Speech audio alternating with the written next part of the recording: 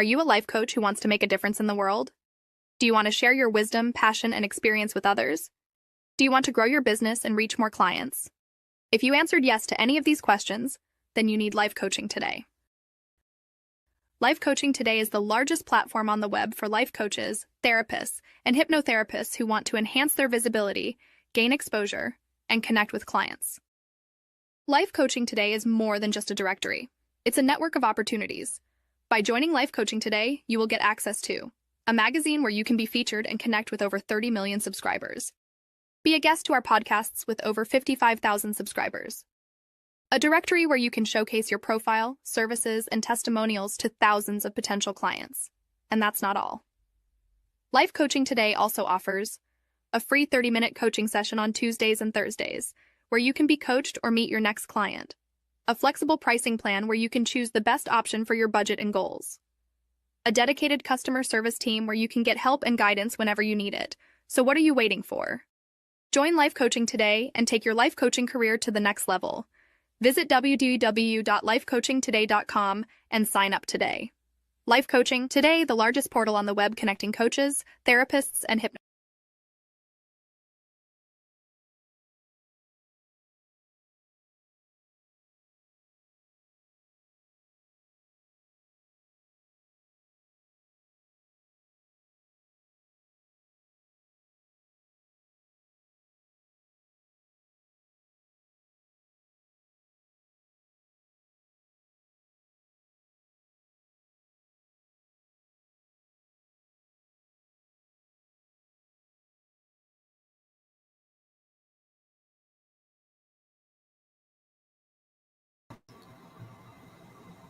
Kidada, are you there?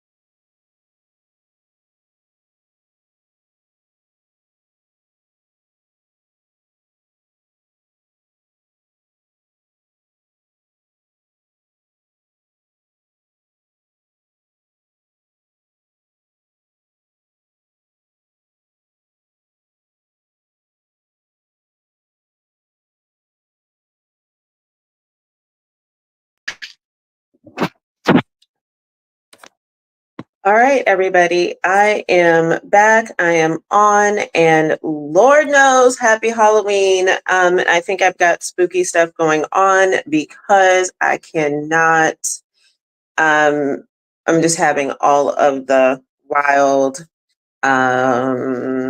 technical challenges this morning. So I don't know if I'm live on Facebook or not. I hate that I'm not, if I'm not. So sorry, guys. I don't know what's going on with the technology today, but you guys will have to hear me stream me somewhere at some point in time. And I will run this show probably. I'll probably drop it on my Facebook link.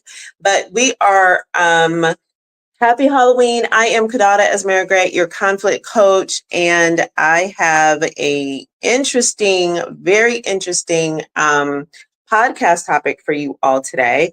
It is on witches, and not because it's Halloween. It just happened to my podcast, and Halloween actually just kind of landed today together.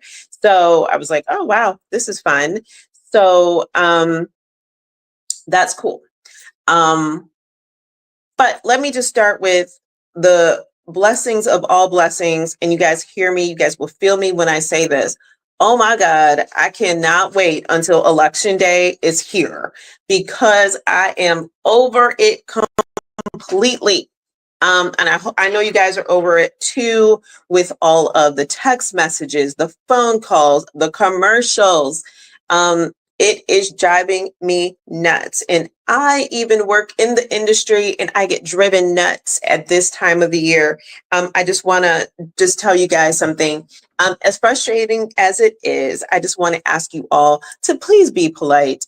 There's no reason to curse, send very graphic images to the people who are reaching out to you because they want to ensure that you are activated.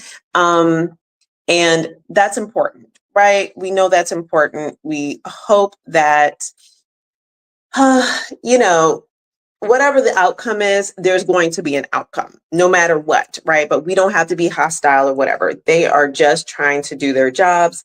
And I'm going to give you a secret. The secret is this, that as soon as you vote, you should get off of the phone call list. However, there's multiple people calling you from different organizations. And good organizations, it probably takes about 24 or 48 hours for you to get off of the list and then the updated list. So the next round of calls, you are out of it. The other thing is that all you have to do is all you have to do is type in and say stop. Literally STOP for text messages, that should opt you out. So, and guess what? Let me just also say, your information is public information in terms of people like me, other political people can go ahead and they can access it every political cycle because you give permission. And if you don't know the do not call list, I don't think that's functional anymore. And political messaging does not fall under the do not call list. So that's giving you all a little bit of an insight today on that. But Lord knows, Jesus, I am over it, over it. Ugh. Oh, and the other thing I wanted to say is because there is a political ad that's out stating it's encouraging you to vote, right? Let me say this again. The political ad is encouraging you to vote. However, one of the things that it's saying too is that your family and friends will know how you vote. That is incorrect. Only operatives or political consultants or people who work in the political industry that have access to your voter file, that data can actually see your information. So your husband, your wife, no one, personal friends cannot see how you vote. So that is something for you all to know. I hate that damn commercial. And if I ever run for office, I promise you all, one of my things on my platform is that if you create a political commercial, it has to be truthful. Yeah, I don't see the point in lying. I know why they do it. It's a fear tactic, but and a scare tactic, but y'all don't pay attention to that ad. Just go vote, do your civic duty to be in that space. So, whew, Lord, it's been a morning. So the political ads are going to stop soon enough. And stay safe. I feel like we need to talk about safety right now because being in large crowds and we have people doing crazy stuff across the country politically right now.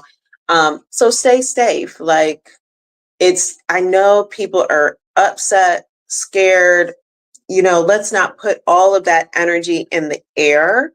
And hopefully there's people who will bring down their own challenges, whether it is you want to be a Republican, Democrat, whoever's in office. Here's what's true about at the end of the day.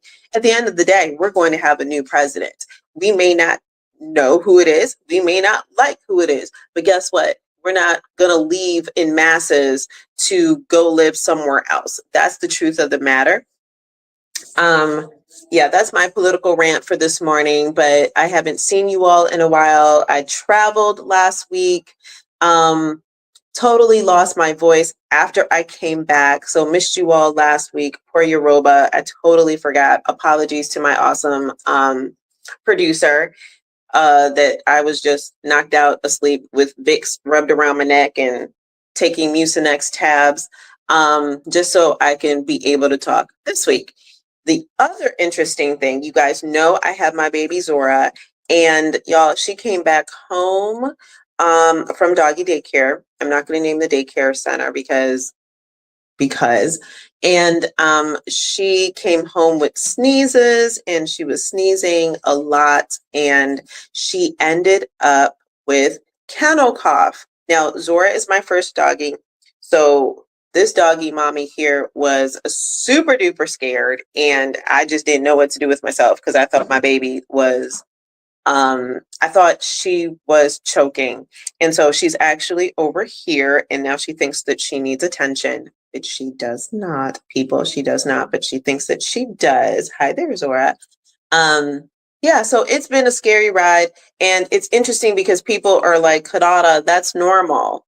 Dogs come with, they go to doggy daycare, they get kennel cough or all these like respiratory illnesses. However, I have a problem if I've got to shell out $175 every time.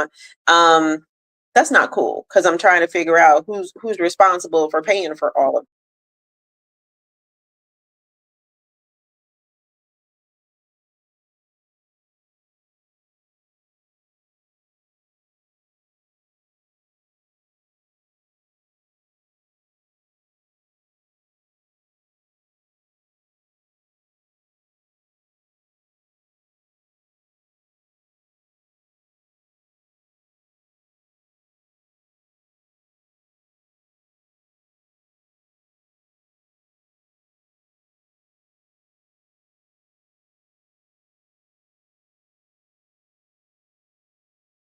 I don't know what's going on. Here I am again.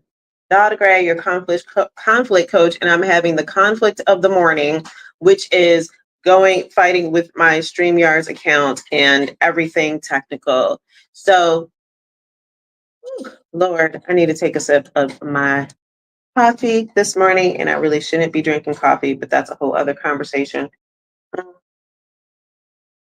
But I need a little caffeine. What else is going on in the world? Y'all, I can't keep up. I'm looking for positive news. So if you guys have any positive news stories, please, please, please let me know because it seems like the news is super negative. And no, actually, one of the things that I do, if there's too much negativity in my house coming from the news stations, I turn that off and I watch a show called The Pet Collective. So I can watch all the doggies and the kitty cats and the turtles have fun, and that brings me down. So I hope you guys are actually practicing that as well, the ability to be brought down in the space of the political shenanigan space. Because it's a lot, y'all. It is a lot. Yoruba, my awesome producer. I'm going to say, let's go ahead and prep to go and bring on our wonderful guest. And so just to give you guys a heads up, I have Kathleen Gonzalez on with us this morning, and she's a Celtic witch.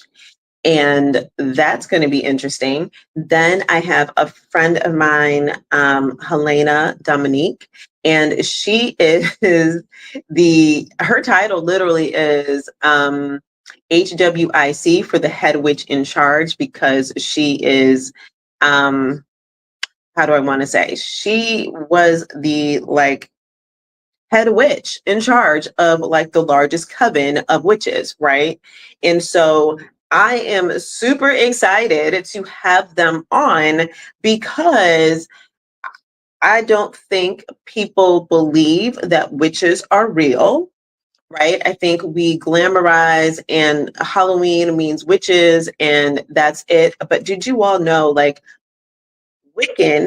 Wiccan, I think I spelled that correctly, is the number one trending religion per se, if you think it's religion.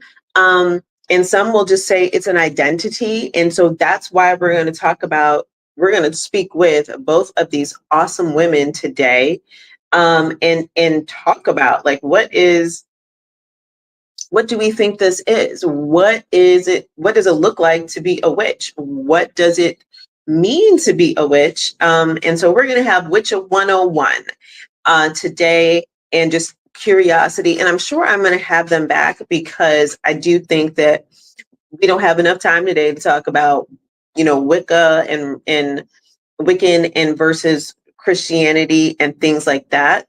But I will say this, that in the United States alone, between 1 and 1.5 million people identify as a witch, and that was a study was done about that. So I think that's really interesting. As someone likes data, the social scientist in me is like, wait a minute, someone paid for that study. So there's actually people out here studying witches, which I love. And so we're going to get to the heart of it. And Yoruba, if you'd like, you can go on and go to a break, and we're going to bring on these awesome chicas, and we're going to learn about witches. Welcome to Life Coaching Today Presents, hosted by Goodie.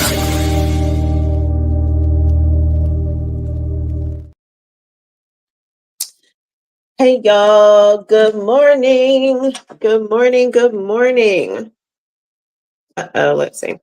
Good morning, ladies. Thank you for being on with me this morning. Welcome to Live Coaching Today Presents. I can't hear you guys.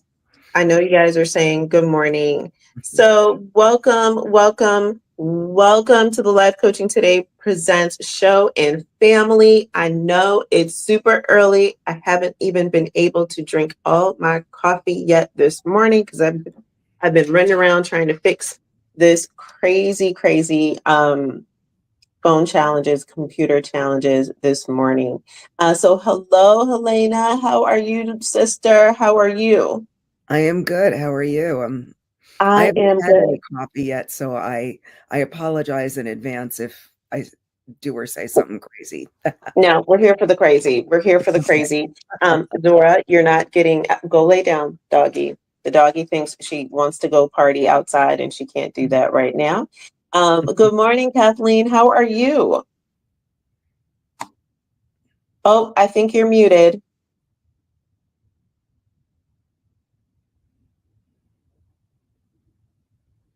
We are still doing we are muted this morning. All right, I think I hear you, Kathleen. How are you?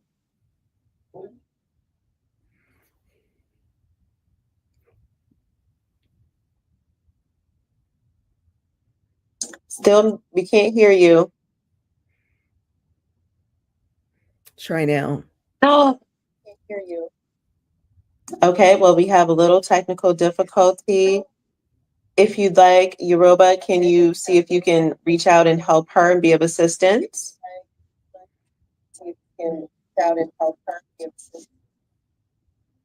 So as we wait for Kathleen, Helena, how are you feeling, y'all? Helena has been sick. Well, not sick. Okay, I had a I was giving the spinal light. injury over the I was summer. I was trying to give you the light version of the word. Okay, yeah, that's probably the short version is best. Yes. Let's just say I'm still working on my physical therapy and getting better, and it is a process, and it will be what it is. Yes. All right. Awesome. We love that. We're still waiting for Kathleen. I don't think. So I think we're still waiting for Kathleen to join us, but that's okay. So like I said to my audience this morning, welcome if you're joining me again after break. And I just want to let you all know that there was a study done, and there's about 1.5 million people in the United States that identify as witches. So that means more than likely you know a witch or two, male or female. And, I think that we all have this identity. We think that witches look a particular way, but apparently witches come in all shapes and sizes. And I can say, I know a few witches, and have accepted it. And they're not like mean people, I don't think, or doing anything hostile or harmful to people. But Helena, I'm going to have you tell us, how and when did you know that you were a witch, or did you just decide that you were a witch?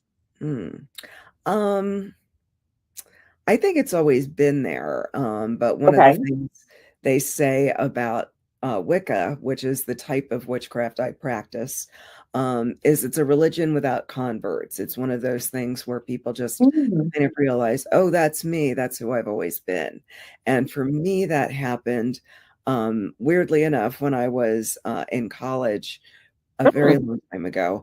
My dad brought home this book from the library called Witches by Erica Jong, and it was this beautiful large coffee table book. And it had all of these beautiful illustrations and information and poetry about witches that Erica Jong had written. And she kept talking about this other book, Drawing Down the Moon. And I thought, well, that sounds like that's a real thing. And I went back to college and I found the book. And it was basically like a big ethnographic study of witches, talking to people of all different kinds. There's so many different kinds that Yeah. are out there. But I recognized myself in the things that were kind of universal in the practice. So that would have been around 1985. Oh, wow. Okay. I didn't know. So first of all, I love Erica Jong. If I have not heard that name in forever, right? Like, I Mhm. don't, is she Yeah, still alive? I wonder if she's still I alive. don't know, honestly. Prolific writer, Mhm, and wrote on so many different topics, but really social and mhm, psychological studies on so many things, but really also really pertaining a lot to women. So you mhm, mentioned something, Helena, about Wicca as mhm, the type of um, witchcraft or religion per mhm, se. Please correct mhm. my language, Mhm. as we're all going to learn today the language. What is that? What is that So, particularly? yeah, so not all witches are the same. And Wicca is a particular subset that was, um, I don't know, some people say he invented it. Some people say he was rediscovering it. I'm not going to get into that argument, but in the Wait. 19 When you say who is he? I'm getting there. Oh, His okay. I was name, like, who is that's he? okay. Yeah, All right. Gerald Gardner, in the 1940s and 1950s in England, says that he came across a group of witches practicing witchcraft in the New Forest section of England. Mm, And he became one himself, and he wrote several books about it. And he launched what is now known as the Gardnerian tradition of witchcraft, which I am not a Gardnerian witch, but you have to give credit okay. where credit's due and where That's right. we kind of come from. And it's interesting. So he initiated a lot of people who in turn Mm, initiated a lot of people. And eventually it made its way to the United States. And it kind of changed once it got there because um, it came to California and took on a more ecological sort of bent of caring for the earth, which, you know, is a very big thing for all of us now. And right.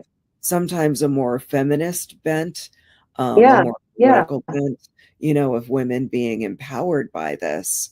Um, Hmm. so that's just one particular pathway. The type of Wicca I practice is called eclectic, which means we draw in a lot of practices from many different places. So, for instance, I really love Kabbalah and tarot.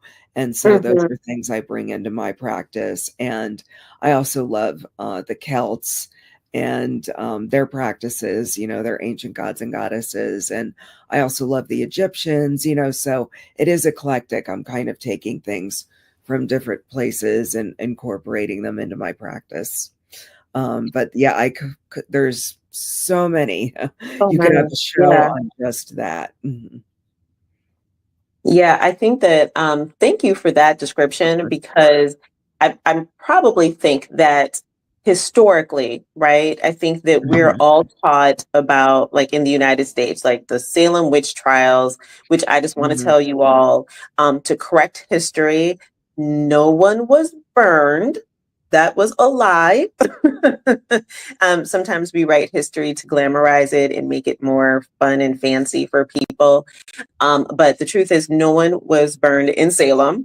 A lot of people were hung, but we also know historically, just like around the world, that um, people were deemed quote unquote witches if they didn't practice a certain religion, which the Protestant religion was one, the Catholic religion was another. I mean, we can go back in history and see like 1800, 1700. People were just like, you would accuse anybody of being a witch if you were just not you just weren't homogeneous with everyone else, meaning that you weren't alike everyone else. Sameness was a thing. So that idea of being different allowed a lot of people to accuse, whether young or old, especially a lot of women, to being witches. So from a historical perspective, witches have been around, whether falsely accused or real. That is a real thing. And so, Helena, so let me ask you something, because I think that, we think about, I think about witches and I think about spells, right? And so what does that, are there bad spells? What is this thing with the spells, right? Is that something just magical for TV? Well, or is that real? yeah. So the things you see on TV, of course, are exaggerated.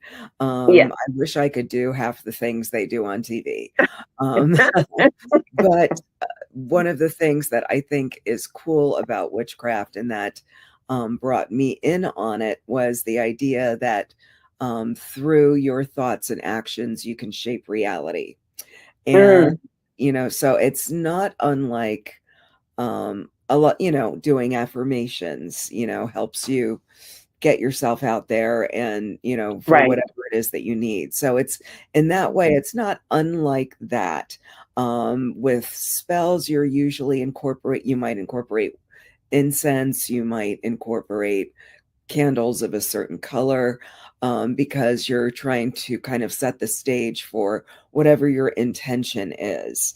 And some Okay. people like a lot of, I call them smells and bells, where you need Mm. a lot of trappings and props and things. But I also always tell people you're your own most important tool. You have the power within you. You don't have to go out and spend a ton of money in order to be able to do a spell or, do anything that you need to Yeah. do magically. Now, yes, there are bad spells. Or bad spells.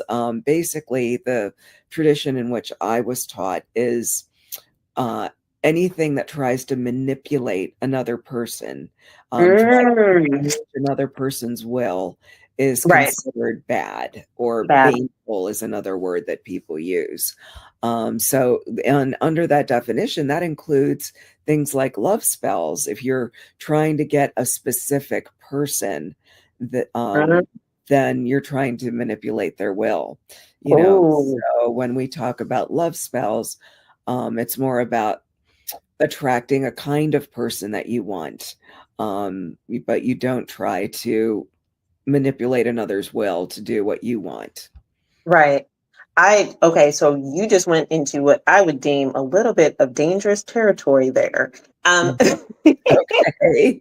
Everybody, because I always see that, right? Like, so I'm not gonna lie, y'all. Like, I am literally in some witch groups, which I'm not gonna name on Facebook, but you can go ahead and see them, join them if Hundreds. you like. There's hundreds of them, right? But I think it's okay to join for curiosity. I don't think it's okay to join if you want to be hateful in those spaces. And then guess what? I don't know what all those witches might do to you if you want to be hateful in those groups. So just a warning. But I will say this, though, that the idea of a love spell, right? I think that is maybe the predominant spell that most witches are asked for. And so the idea, like, oh, I want you to do some magic, right? Because a spell is essentially magic. And so I want you to do this to attract someone. Or what I have learned is that there's like removal spells where, listen, I don't know if men get into this as much as women, but I see a lot of women saying, hey, I want that man over there. So, but I need to remove his wife, or I need to remove his girlfriend, or whatever. And so it sounds like you're saying, don't do that. Like, you don't practice that type of stuff. Yeah, there are people that do. I mean, obviously, you're seeing them in those groups, but Yeah. the way I was taught, we don't try to influence another person's will. That's really important. Yeah, and I would say Wiccans in particular, we have it's very broad. It covers a lot of ground, but we have something we call the threefold law, which is Mm-hmm. whatever you send out to the universe comes back to you threefold. So if you're Mm-hmm. out there trying to steal somebody's partner, or you're trying to make somebody lose their job or whatever, that expect that energy to come back to you. Because and I think Oh, if you believe in karma, that's right. absolutely true. Mhm. Right, right. Okay. Yeah, that makes sense. That makes sense. It's really interesting, the prevalence. I mean, listen, y'all, I know we all want to be loved. Mhm. I know we can see someone who's the object of our affection. And Mhm. sometimes we have to say, no, that's okay. I can't have that Mhm. person, right? Or I like the idea of free will, because we do have free will. We do have the Mhm. choice. And I don't know if I want to force someone to love me, right? That's Mhm. just a weird kind of concept. But people do it. People do it. And no judgment there. Yeah, okay, I lied just now. Yeah, a little bit of judgment there. A little bit of judgment. I'm not gonna lie. So, Helena, I understand that your title is HWIC, which I love, Mhm. standing for the head witch in charge. So please, please tell me, how did you get that title? What does that mean? Okay, so typically in a Wiccan coven, you would have a high priestess, and you get to be a high priestess by going through usually a series of initiations. At each one, you're given more information and more responsibility, and then Okay. it's at the third degree that you become a high priestess. And the group that I was trained in followed that model. But it was very hierarchical. And I decided that I really am not into that kind of hierarchy, and formed a group of my own. Mm-hmm. And that title is kind of, a little bit funny and a little bit jokey, but it was basically my way of saying, you know, any one of you can be head witch in charge at any time. But they were like, well, we want you to be, because you've got the knowledge and the Mm-hmm. experience. And I was like, well, I'll do that. But understand that, in time you might get to be head witch in charge, Right. because I think it's a more empowering model to do things that way.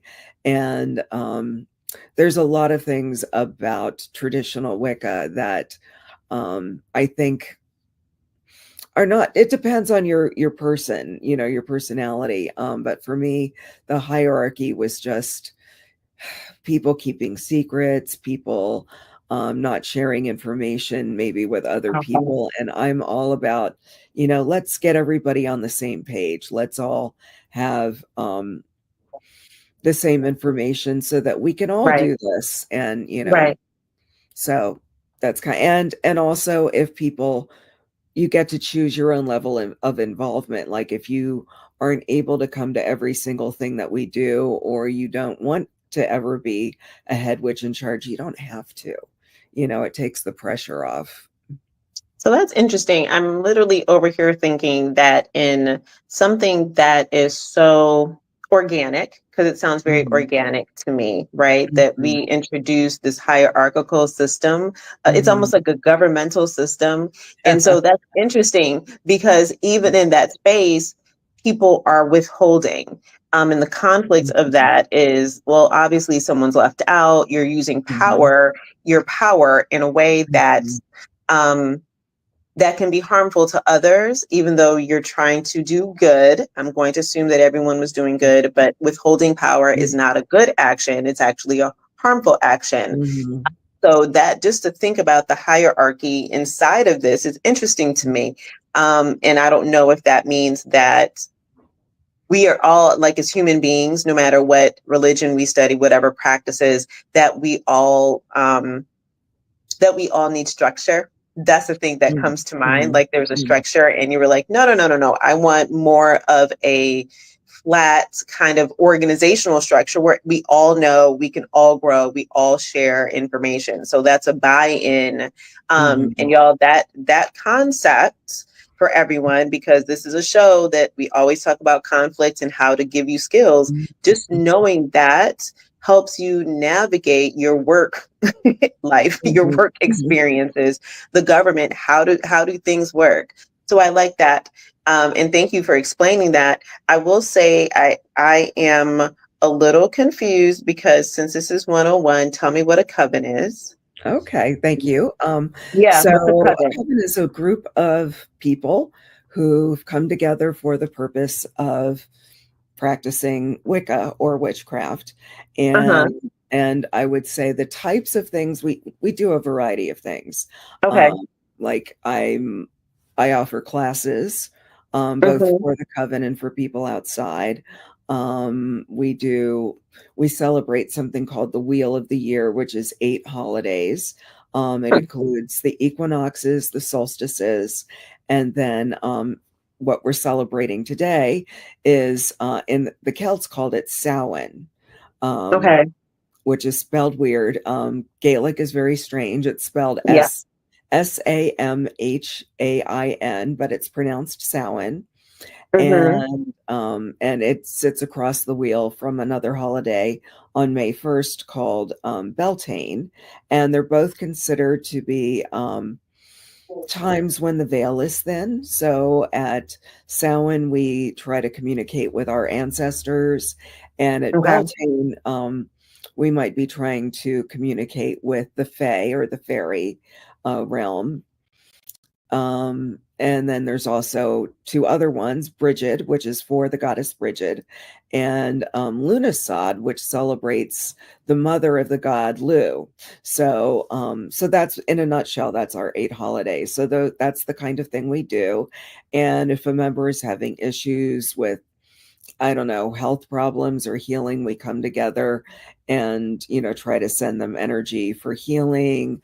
There's a variety of things that we do, and we're a group of friends, Okay. friends that are there for life. It's kind of beautiful. So I like that. And my mind went to, you said celebrating our ancestors, right? And that's a Mhm. very I find that only, how do I want to say this? It's almost only ethnic people Mhm. celebrate ancestors. So Mhm. it's not like, and y'all can be mad at me if you want to, but we're not talking about white Protestants. We're Yeah. literally talking about, so not white Protestants from England. They don't seem Mhm. to understand that they have ancestors and they came from somewhere. But it Right. literally is like, I'm going to say it this way, white ethnic groups of people. So the Irish, the Vikings, if you have Viking ancestry, you mentioned the Egyptians, which is very interesting because in a lot of practices, whether it's meditation, it's very rare that we ever talk about African practices instead Mhm. of all of these other practices, right? Whether it's Mhm. Buddhism, it seems like we have normalized and accepted certain practices, but we've left out African practices, which I Mhm. find very fascinating and interesting, that there's a Mhm. silent piece to that. So I love the fact that you said Mhm. that. And so I have to ask you, what is your favorite spell? Mm. Hmm. That's Nobody's ever asked me that, Oh, interestingly. yay! It's my job to ask. Yeah, I don't know. That's really interesting. Trying to think.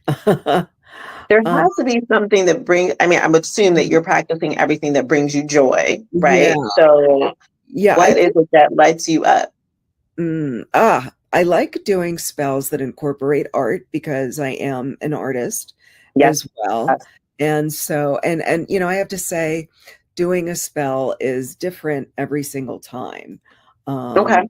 Yeah, it's really, so I think that's why I was thrown a little bit when you said, what's your favorite spell? Because you can go out and you can buy a book about spells that will tell you Hmm. how to do spells and, follow these steps and do these things. But I think the greatest spells are the ones that we come up with on our own, that come from the heart. Mm, Um, okay. so that, to me, is really, important. But there's a spell that I've done multiple times, and it works, which is and I like doing this because it brings other people joy. Yeah. If I've, everybody once in a while has a pet that gets out of the house and runs away and you don't know where they are. And so I've done this for a couple of friends where I will make a drawing of the pet, and I Hmm. always ask the person, in your house, what's your pet's favorite place to go to? And so I Okay. do a drawing of the animal in that space. And then as I'm doing it, I'm singing to the animal and singing, come back home. This is your favorite place. Your Oh, people want you. Your people miss you, and that works really well for me and for the people that I've done it for. So if oh, I have wow. a favorite, maybe that's it. But yeah, anytime I can incorporate art into what I'm doing, it's something that I love.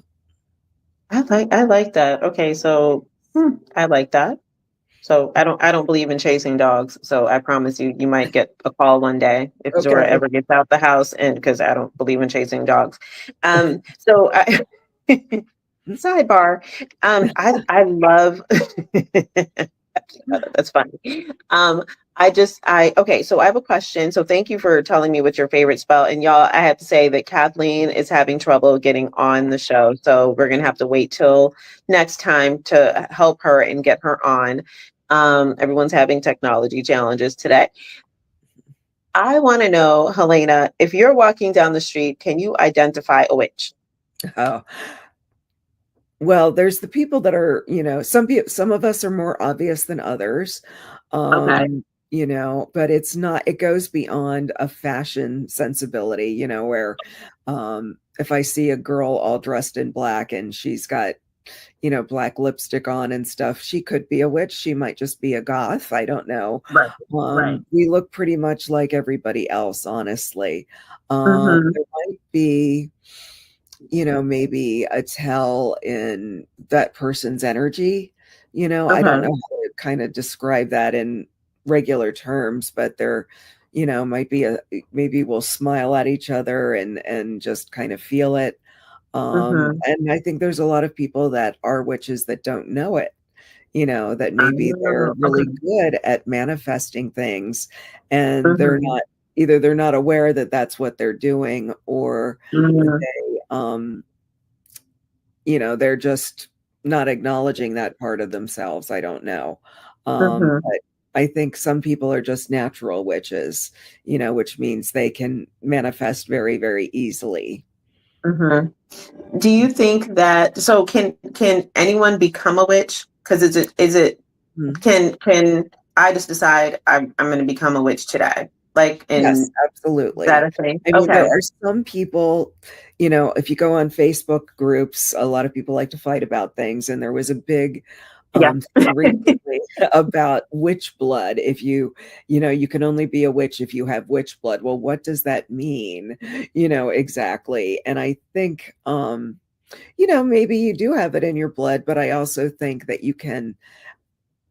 to ask that of somebody is not really fair, because I feel at this point in human history, we are in a place where humans um, are descended from everybody. Let's face Right. it, we're Right. all at this moment in human history related to each other, Yeah. so I think the potential is there for everybody. And I think trying to base something off of, I don't know, genetics, then you start getting into, it could be a little racist. So I think, everybody can be a witch if they choose to be. So wait a minute. It's so much. My mind is just going and going and going. And it's going and it's kind of searching for the words to say, to put the sentences together, because not only do I hear the identity, right? Like, so we always fight about identity. We always want to be, someone always wants to be at the top Mhm. of something, right? Yeah. So I hear when we're talking about, okay, this idea of having witch blood, right? The authenticity of being a witch, I mean, Mhm. how many of us have heard that in other spaces, right? So Mhm. now we're talking about power. We're talking about all of that type of crazy type of energy. And then not only that, but then you're introducing racism to it. Like, Mhm. how can being a witch be Mm. racist? Please explain. I personally think a real witch would not be racist. But there are Okay. people who are like, because like I mentioned, I really enjoy the Celts and I enjoy the Egyptians and I like the Hmm. Vikings or the Norse, you know. Yeah. Yeah. So I'm kind of all over the place in the gods and goddesses that I really enjoy. But there are people who say things like, well, if you're not genetically Celtic, you can't worship the Celts. Or if you Mm. are not genetically, you know, Germanic, you can't be, um, or Scandinavian or whatever, you can't worship Norse gods. And I just think that's patently untrue. I also think that the gods choose whom they will. I happen to know of a Yeah. Norse group in West Philly that is made up of Black members, you know. So Mm. I think that that's so interesting to me. And I actually asked um, there's in African practices, we have the Yoruba, and Right. I knew Right. a Yoruban priestess, and I said to her, you know, it's so interesting because I'm also attracted to a lot of African practices. And I told her, you know, I think this is so interesting. I'm very interested in African practices. And I know this Norse group in Philly. And what do you think is going on? And she said, I think our ancestors are mad at us. So they're mixing us up and putting us in places where we Ooh. wouldn't be otherwise. And I thought that's really interesting. That is interesting. Kind of like trying to equalize everything to get Mhm. back to the normal. Now, Yeah. do you as a practicing witch, as a Mhm. witch, not even practicing, you are a witch, right? And so, do you believe in God? Do Yeah, you I believe believe in what is Christianity, God, that kind of thing? Do you believe in that as well? I'm a polytheist, so Okay. I believe in a lot Tell of us God. what that means. Tell Yeah. tell our audience what that Oh, means. so polytheist is poly means many, theist means gods. So it's the, you know, basically in the ancient world, that's what everybody was until monotheism, Mhm. you know, Right. became the dominant religion. So and what that means for me is I do believe that there is source, like everything goes to source eventually. But source is very undefined and filled with everything. And so, Hmm. and this actually is kind of gets into Yoruban beliefs because they also have like a big creator god who Yeah. is in charge of everything, but is um, kind of considered too far off. And so the Yoruba have a whole subset of like demigods that they worship Hmm. called the Orisha. Hmm. And so I Right. kind of see it similarly that let's say you're praying to a mother goddess, mother energy, and you decide you want to go with ice. Your Isis is going to be your mother goddess. And so that energy from source comes down and is like, oh, there's somebody that needs help. I'm going to put on my ISIS dress today and help this person. So that's how I kind of see it, if that makes sense. Yeah, that does make sense. Wait, you said ISIS dress. Is there there's particular outfits No, for no, I certain just things? meant that like, Oh, okay. I was yeah, like, wait a minute. no, that's she's taking that identity. Shuts that. The identity. Okay. Yeah, because it's Okay. humans that created all those subsets of things, That's you true. know. So, but so I really believe deity can't necessarily neatly fit into that, but there are parts of it that can come out and embody it. Are there for the listening public, are there like basic things that everyone can do to kind of garner their own personal witch energy, or Mm. what are your thoughts on that? Yeah, I would say coming from the empowerment kind of standpoint of know that you have within you the ability to manifest whatever you want and that Mhm. you can some universal things that attracted me to witchcraft was that notion, and the notion that there's an acknowledgement that there's an unseen world beyond this one, and Mm-hmm. that's Mm-hmm. where we get a lot of our magic. Although I also believe that there's a lot of magic in the natural world as well, on this earth plane. And the idea that there are, where am I going? Yes, what really attracted me especially was that you could be sorry, I'm starting a class at 8 o'clock, and I'm Yep, giving I know. I'm deputizing one of my students as we speak to run the class for me until I get there. I'm just trying to remember how to do We're that. sharing power, people. We're sharing power. Exactly. That doesn't mean that you cannot, and that doesn't mean you're not powerful if you share power. I always tell people, Right. share power. That is one of the greatest skills and gifts you can give to Yeah. yourself. Not to the other person, but to yourself. If you can learn how to share power, that is a thing that is amazing. So I know you're getting ready for class. I'm going to say this Halloween, people need to, I mean, I don't even see in my neighborhood. Last year, I didn't see any children. I haven't seen children for years because people have always, I think the churches have kind of taken over like these Halloween things, but they've tried to make it in terms of a spiritual thing and not the negative space. So where do you think that the idea of witchcraft and practicing witchcraft became so polarizing that it became a negative thing? Like people see that as harmful. Where does that, because I feel like God gave us gifts. If we all have gifts, why are we challenged by that? I think that goes back to a very narrow definition of what it's okay to be, and that the word witch has had such negative connotations because we have, King James of the King James Bible to thank for saying, "Thou shalt not suffer a witch to live." I mean, that was the whole basis in Europe for the witchcraft persecutions, Right. and for people that they did burn people at the stake in Europe. Yeah, not here, they but definitely did that. Yeah. And I think that idea really took off. I think, unfortunately, in the human consciousness, there's always a thing of us versus them. And so it's really easy for people to go there rather than think, well,